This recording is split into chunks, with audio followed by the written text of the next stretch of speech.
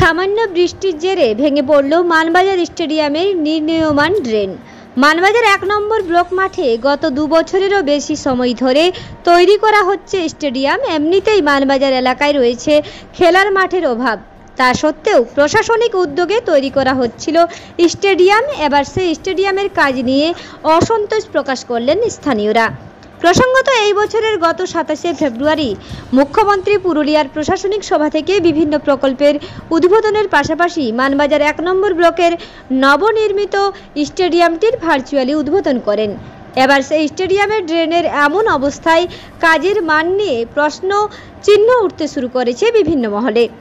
বৃহস্পতিবার ড্রেন ভেঙে পড়ার খবর পেয়ে ঘটনাস্থলে পৌঁছার মানবাজার ১ নম্বর ব্লক সমষ্টি উন্নয়ন আধিকারিক দেবাশিস ধর ও মানবাজার ১ নম্বর পঞ্চায়েত সমিতির সভাপতি সবিতা মোদি।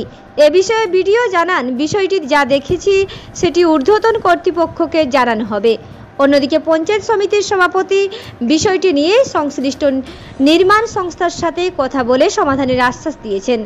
অন্যদিকে বিজেপির অভিযোগ, নিম্নমানের সামগ্রী দিয়ে তৈরি করার জন্য ও কাটমানি নেওয়ার ফলে এমন অবস্থা ড্রেনের। যদি কাটমানি না নিয়ে থাকেন তাহলে ভালো করে দেখাক। আমি পরিস্থিতি দেখতে এসেছিলাম, কি দেখলেন আর কেমন, মানে বিষয়টা কি বলবেন? যা দেখলাম অথরিটিকে জানাবো। এটা খতিয়ে দেখব, যে জন এজেন্সি করেছে তার সঙ্গে কথা বলে দেখব। খুব তাড়াতাড়ি চেষ্টা করছি এটা বিহিত করার জন্য। যে মানবাজার স্টেডিয়ামে যে ড্রেনটা ভেঙে পড়ে গেছে, যে ঠিকাদার করেছে তার সঙ্গে কথা বলে দেখব মানবাজার পঞ্চায়েত সমিতি।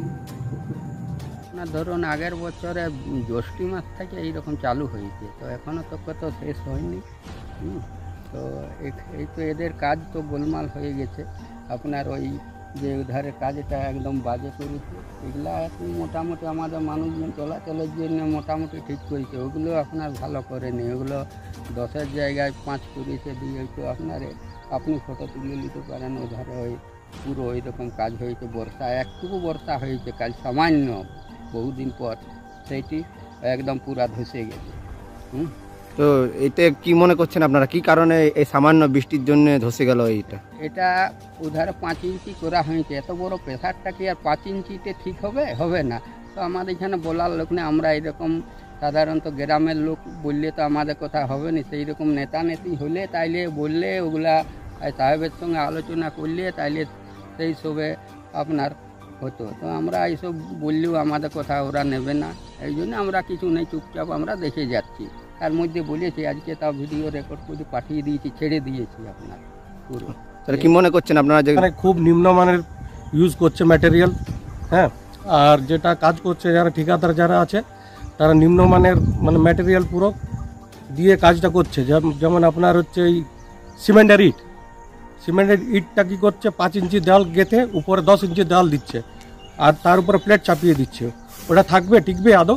আমাদের মানবাজার একটা স্টেডিয়াম হচ্ছে, এটা আমাদের খুব গর্ব হয়েছিল, কিন্তু আমরা এইভাবে এই স্টেডিয়াম চাইনি। যার মাপও ছোট হয়েছে, যাতে ফুটবল কি এটা ভলিবলও খেলা যাবে না।